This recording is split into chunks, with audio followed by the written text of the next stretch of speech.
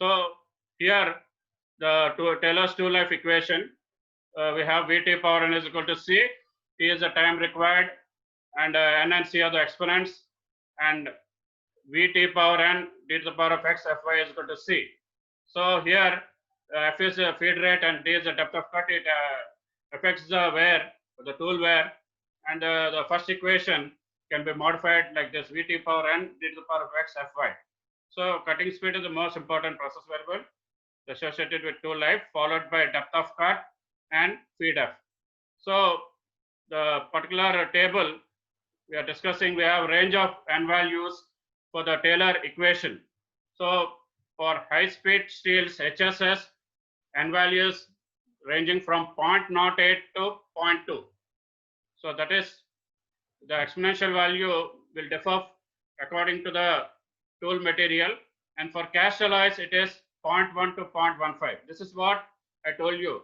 In some of the problems he may give in the particular JNTU also, but sometimes if he is not giving, you have to take the exact value, the particular exact value of the tool material, the exponential value. So the carbides we have from 0.2 to 0.5. Coated carbides we have 0.4 to 0.6. You can know what is the difference between carbides and coated carbides. It will increase the tool life because of coating, and the tool wear will be less in the coated carbides. So all that different aspect. Ceramics also, for metal cutting or machining of hard surface alloys, the exponential value is 0.5 to 0.7. So all these are the Taylor's tool life equation. This one, the exponential values in the table. So the tool life curve, just to have an understanding, I have just kept this slide also. So here you can see the tool life curves. If you try to draw a particular graph between cutting speed, though he has given in feet per minute, we are trying to take the meters per minute only, and tool life, the time is every time stated in minutes, and the comparison between HSS, cast cobalt alloy, carbide and ceramic. So all these are the particular tool life curves for a variety of cutting materials. So what is the negative inverse? The negative inverse of the slope is nothing but the exponential. Yes, clearly shown in the ceramic material, and C is the cutting speed. Already I told you at T is equal to 1 minute. Yeah, the range of this particular cutting speeds, yes, though is taken in feet per minute, we can convert that into meters per minute. So this is a particular tool life curve. We can represent in the MKS units also. So all these are the very important aspects of the tool life. So next one. So we have the particular VB in the flank land we have shown in the particular figure yesterday. So we have, we'll try to discuss the table first. We'll try to discuss the table first, and we have an optimum cutting speed. We have to have an optimum cutting speed to increase our tool life, to decrease the tool wear and increase the tool life. That is very important. So all these are very important aspects. So the operation is nothing but turning. So the allowable wear land, how much we have to allow for different tool materials is also very important. So it is 1.5 for turning, and carbide tools is 0.5. So according to the operation, face milling again 1.5, 0.4. So it is same for the allowable wear land both for turning and face milling. So next it is end milling. So different in milling we'll try to discuss according to the particular operation. We have to different types of milling cutters are there, and drilling it is 0.4 to 0.4 and 0.5. Both HSS and carbide tools is same. And for reaming, you know what is reaming?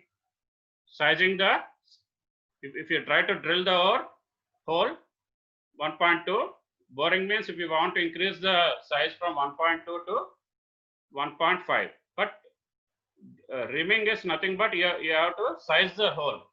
Suppose 1.2 you will have 1.2 means 1.19 or 0.1 or 0.01, you try to use the rimmer and size the hole to 1.2.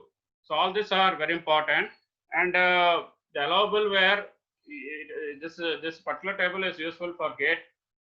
Though everything should not be commercial, academics also you should have the fundamentals.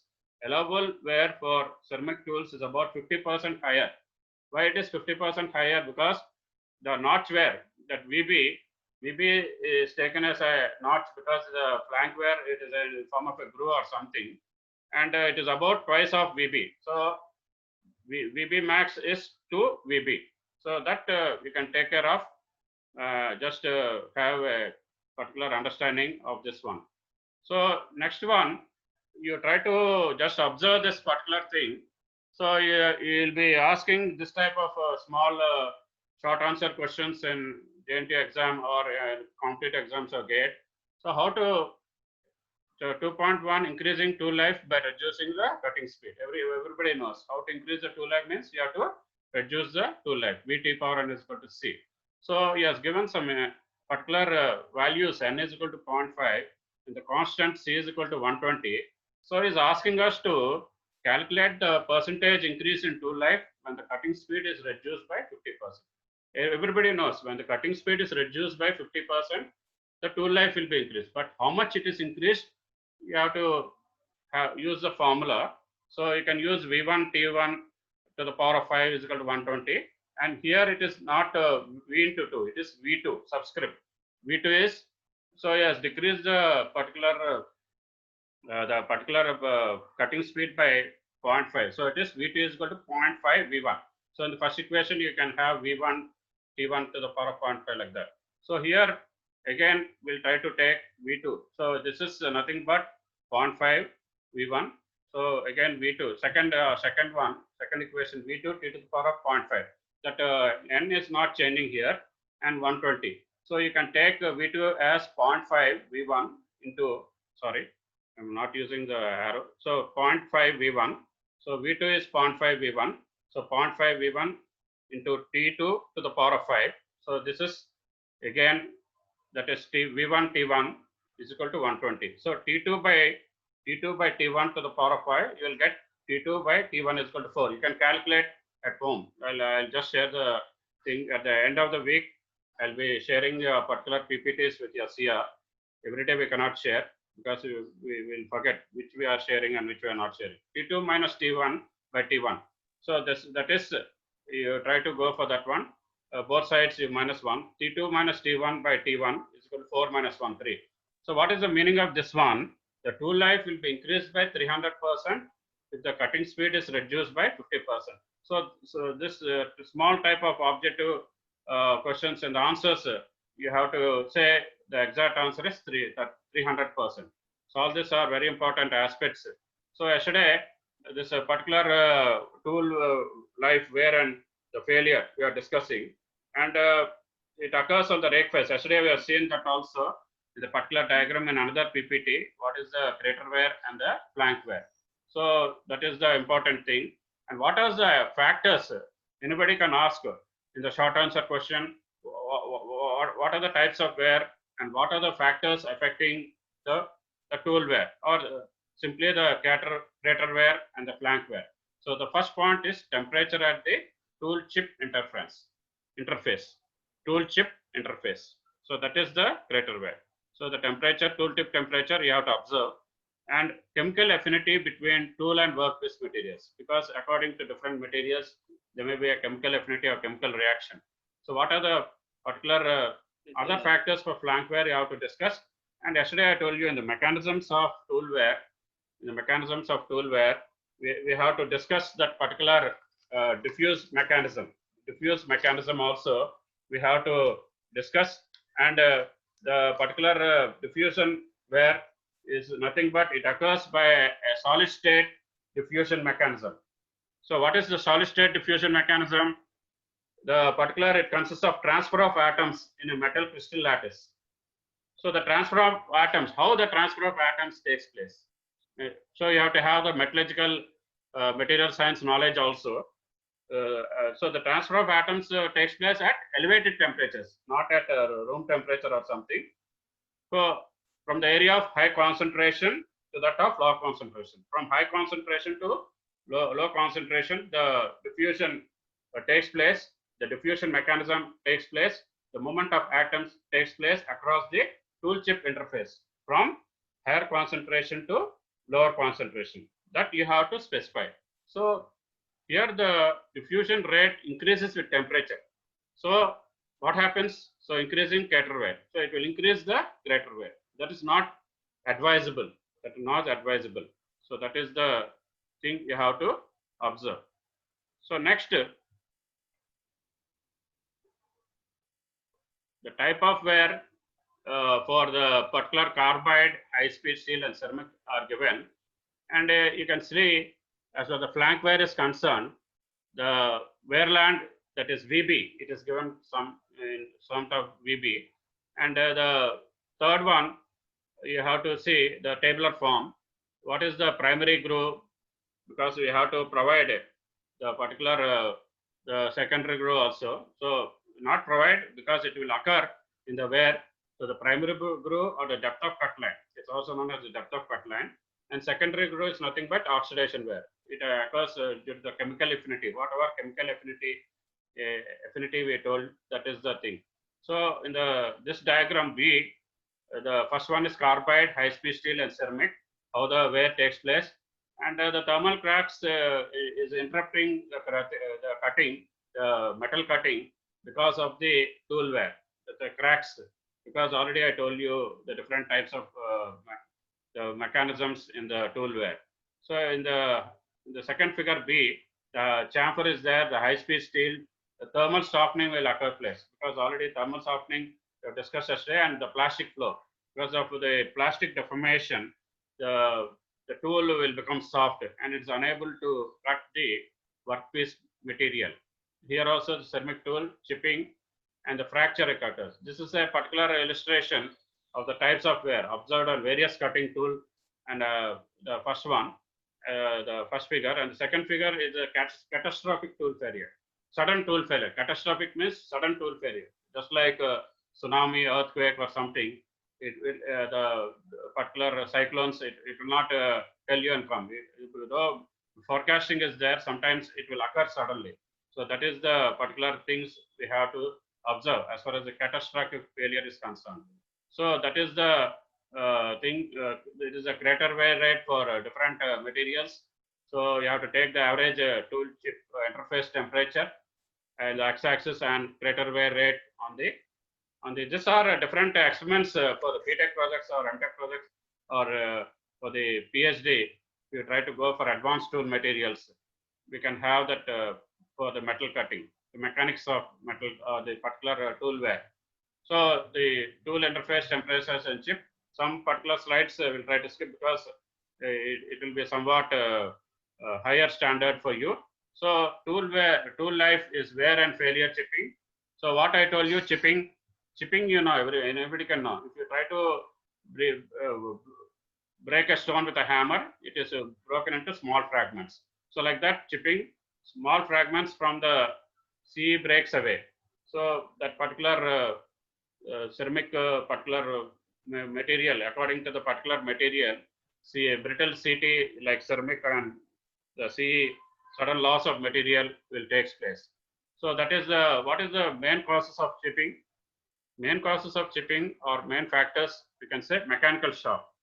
So how mechanical shock will occur? Because in strength of materials, you might have heard the impact load. In the IJOD and CHARP impact test, you have heard the impact load. CR, can you hear me? CR? CR? Yes, sir. Okay. Try to respond. Sometimes in the middle I'm asking because I'm thinking because you'll sleep because of the weather also. Not you, some people. So like that we have the thermal fatigue also. Thermal fatigue, you have to have knowledge of design of machine elements or design engineering, DME and DME2, because it's an advanced topic that is thermal fatigue.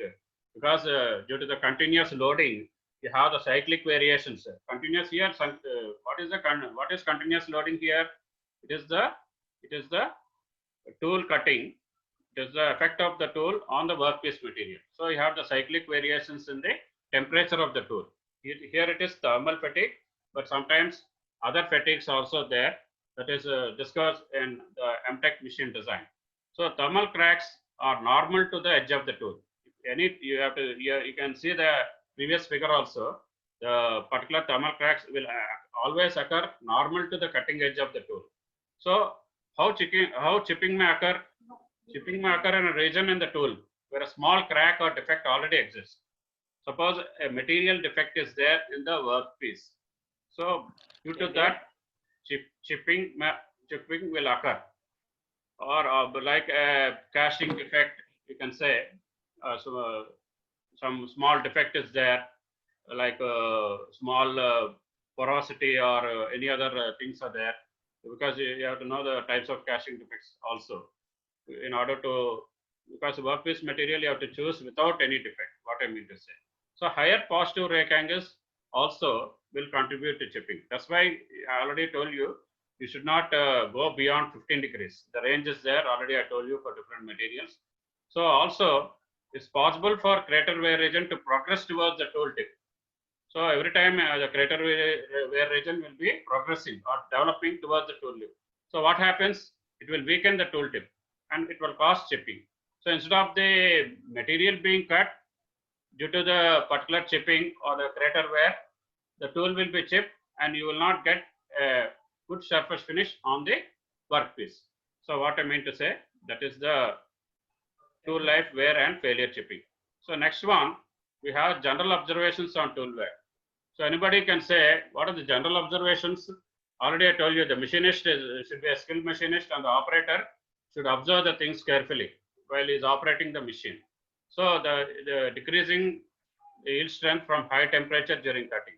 So that we can easily see. So already I told you, tools will get softened. The cutting ability will decrease. And why? Because of the plastic deformation. It undergoes the plastic deformation. So this type of deformation generally occurs when machining high strength metals and alloys. That's why you have to use the correct type of tool material, just like ceramic tools, for hard surface alloys. All these are very important fundamental knowledge one should possess. So tools may be able to maintain the strength and hardness.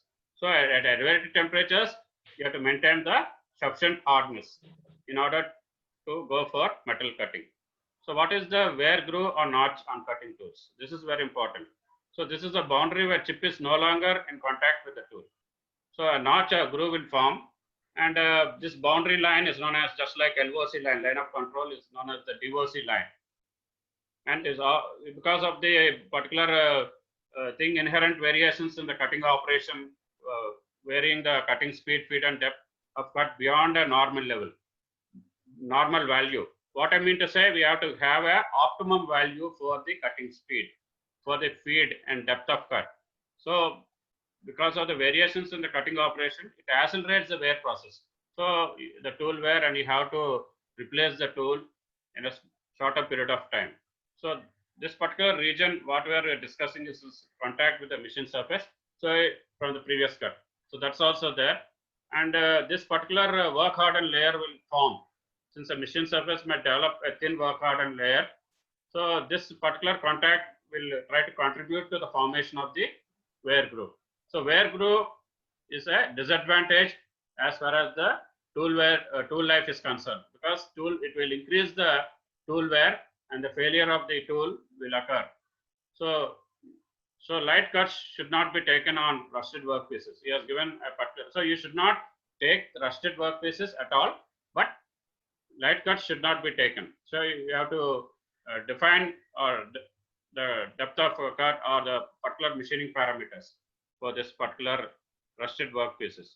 So next one is the tool life. So how this is nothing, it is not in the syllabus, but we'll just try to discuss that in the CAM, computer aided manufacturing, CAD CAM subject, if you have. But I think in AU, yes, combined CAD and CAM for your last AU batch, you have finished, but these are not required for you. So we'll skip the slides and directly, though the late tool dynamometers we are using in the particular, what I mean to say, in the machine shop, and the milling tool, dynamometer, and we can discuss at that time. The particular surface finish and surface integrity also you should know that the surface finish will affect the geometric features. What are the geometric features of a workpiece? Parallelism, perpendicularity, okay, constancy, all that will come under the geometric features of workpieces. But what is surface integrity? Surface integrity means it is nothing but it refers to the properties such as fatigue life. Already I told you, it is beyond, you have to have a basic knowledge of this particular machine design, and then further the advanced machine design. So the corrosion resistance. So if we want to have the corrosion resistance, the surface integrity also has to be taken. Surface integrity means of the workpiece. So factors influencing, he has given the temperature, residual stresses. Just we'll try to skip because this is not so important as far as this particular subject is concerned. It is a metallurgical part as well as a metrology part. So this is another 10 minutes there. I'll try to finish off whatever things I planned today. So again, he has given a warning. Just okay, it is well and good. So this is not required. So we'll try to go for the particular whatever we have to discuss about the machinability. So I want to discuss this today itself. So what is machinability? So machinability is nothing but defined in terms of 4 factors. So machinability is a word which can define in 4 factors. So that is the particular what are the 4 factors you can see the surface finish and surface integrity of the machine part that is there. So what is machinability? Can you define machinability? So what is machinability of a material? It refers to with the ease with which it can be worked. Each with which it can be worked with a machine tool. So what is the ease? The ease of metal removal implies means the higher cutting speed and lower power consumption. And the forces acting against the cutting tool will be relatively low. And the chips should be broken easily. In a continuous chip, you use the chip breakers. And the good finish will result.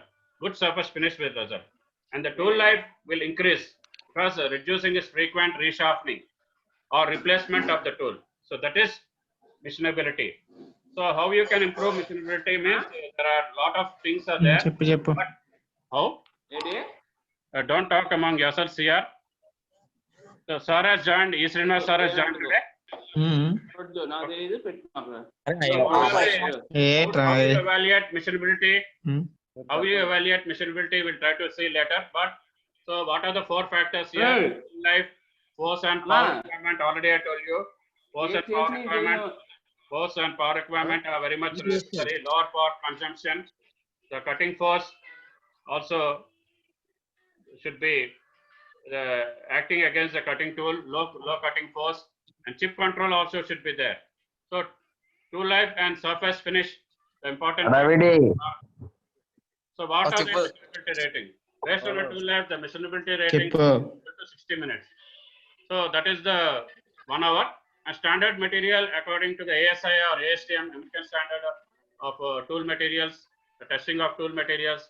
And here the American Institute of Structural, this one, ASI, you just try to see different types of steels are there. So all these are very important. So what are the particular how you evaluate machinability? We'll just try to, it is not there in the slide, but you try to listen carefully. So what are the machinability details? You have to, how to improve the machinability, the factors here are given. You have to add lead and sulfur. So you have to go for the particular chemical composition, and you have to have this particular adding of sulfur and lead for improving the machinability.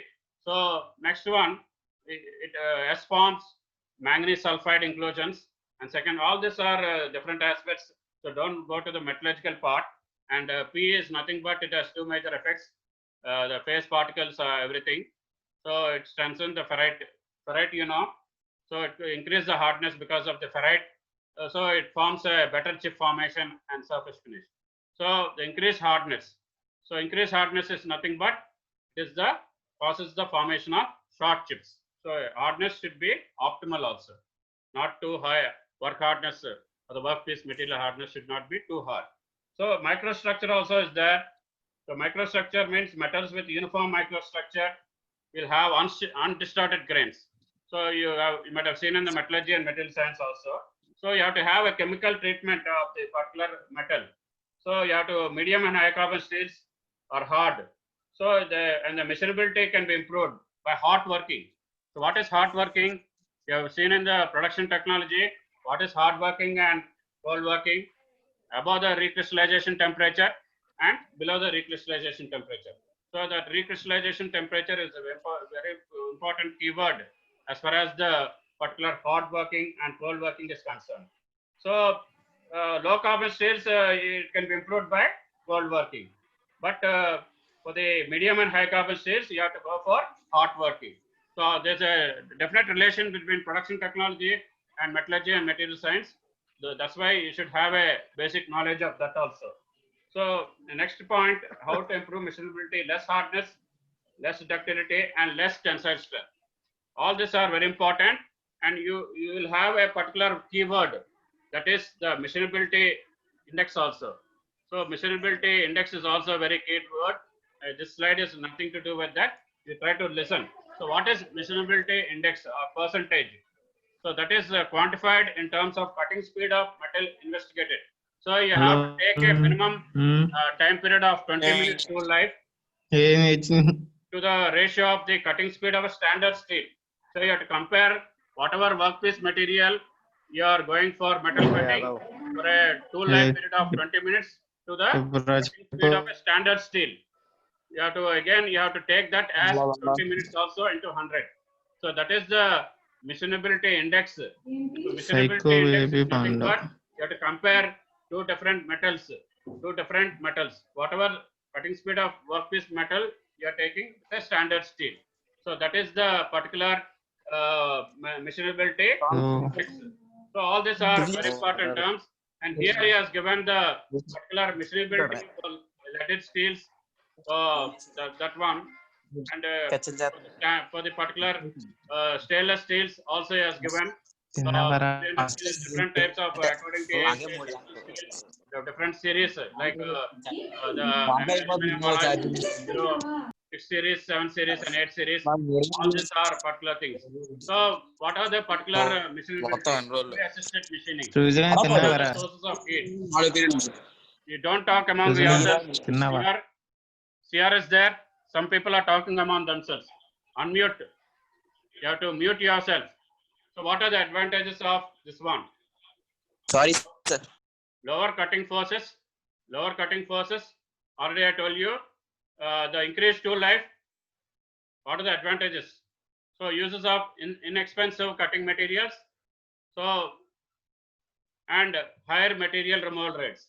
Material removal rate is a very important aspect because the particular whatever like the machinability index, you have the performance index also. It's the ratio of the material removal rate by tool wear rate. The performance index in metal cutting, how you increase the productivity in a particular day or a particular shift or a particular week. So like machinability, we have a performance index. What is performance index? It is the ratio of the MRR, metal removal rate, to the tool wear rate. So all these are very important aspects of this particular things. And yesterday I told you we'll go for the particular mechanics of this particular cutting also. So all these are the different aspects of this one. And we have the particular this one. So machinability also in another slide we have seen what are the major factors involved in the metal cutting: the forces, the power absorbed, lower power consumption, tool wear and tool life, surface finish, dimensional accuracy, and the machining cost. The machining cost already the economics of machining, whatever workpiece you are producing should not be at a high rate, because the customer, you have to offer the particular workpiece to the customer at an affordable rate. So what are the factors? This factor will depend on large variables. So what are the properties of work material? Tool geometry, already I told you, the tool geometry is a very important aspect. The tool geometry and the single point cutting tool nomenclature, the cutting conditions, and the machine tool rigidity. All these are very important aspects of this one. So what are the qualitative measures of machinability is also there. Already I told you the ease with which the workpiece material can be machined, the tool life before tool failure or resharpening, the quality of the machine surface, and the power consumption. Power consumption is you have to take per unit volume of material removed. So unit volume of metal removal is also there. So all these are very important qualitative measures of machinability.